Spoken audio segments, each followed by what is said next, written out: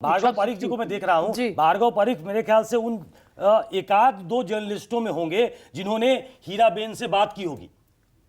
एकाध दो ही होंगे गुजरात में जिन्होंने बात की होगी। ज्यादा मुझे लगता है कि भार्गव भाई खुद बताएंगे। भार्गव भाई जी, सुकेश जी, मैंने 3 बार उनसे मुलाकात की है।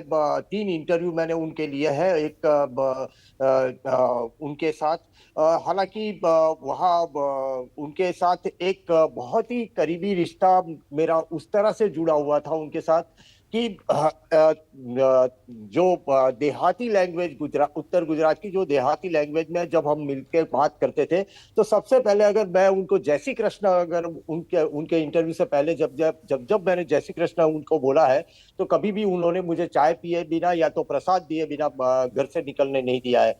हालांकि वो हिंदी नहीं जानती थी। अभी जैसे बात की तो मैंने 2001 के अंदर उनका सबसे पहला इंटरव्यू किया था। 2001 अक्टूबर के अंदर जब नरेंद्र मोदी मुख्यमंत्री बने थे गुजरात के, तो मंच पे वो कभी नहीं आई थी। एक तो सामान्य तौर पे एक कोने में वो बैठे हुए थे। तब तक कोई नहीं जानता था कि ये नरेंद्र मोदी की माता जी है। और उसके बाद जब मैंने पहली बार उनका इंटरव्यू किया था, जैसे उन्होंने उस समय क्या कहा था कि मेरी इच्छा तो यह है कि मेरा बेटा आने वाले दिनों के अंदर मारो दीकरो बड़ो प्रधान बच्चे, मतलब मेरा बेटा एक दिन बड़ा प्रधानमंत्री बनेगा। प्रधानमंत्री हाँ, बड़ो प्रधानमंत्री। वो it was in traditional Gujarati, वो देहाती गुजराती में उन्होंने बोला था। लेकिन वो एक मंशा थी, उनको राजनीति से कोई लेना देना नहीं था। उन्हें राजनीति कभी भी कतई समझ में नहीं आई थी, ना ही तो वो राजनीति से कभी जुड़े हुए थे। हालांकि वो राजनीति के लिए वो इतने सजग बहुत थे। वो ग्राम पंचायत के चुनाव से लेके, जब तक वो ग्राम पंचायत से चुनाव से लेके वो सांसद के चुनाव तक वो हमेशा वोटिंग करते थे। और वोटिंग करते वक्त उनकी ये चीज बहुत ही खास रही थी। नंबर 2 की उनकी एक खासियत जो रही थी, तो जब मैंने उनका एक इंटरव्यू किया था और उनकी बेटी ने भी, वासंती बहन, जिसको लगभग कोई बहुत ही कम लोगों से वो एक्सपोज हुई है, वासंती बहन, जो विसनगर में रहती है। हीराबा का जन्म जो हुआ था वो विसनगर के दीपड़ा दरवाजे के अंदर उनका जन्म हुआ था। और बहुत ही छोटी कम उम्र के अंदर उनकी शादी हो गई थी दामोदर दास जी से।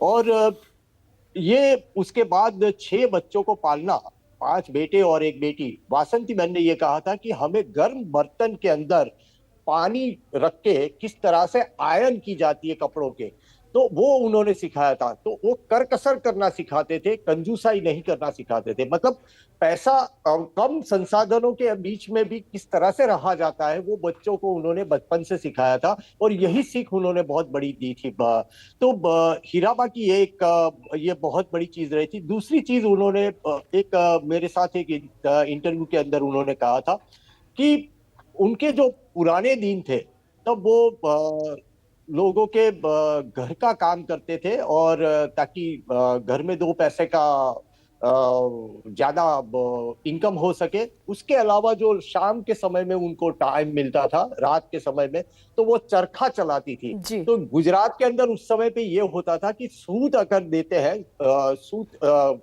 चरखा बुनने के बाद खादी ग्रामोद्योग में, तो उसका पैसा मिलता था। तो वो पैसा भी इकट्ठा करने के लिए वो कोशिश करती रहती थी।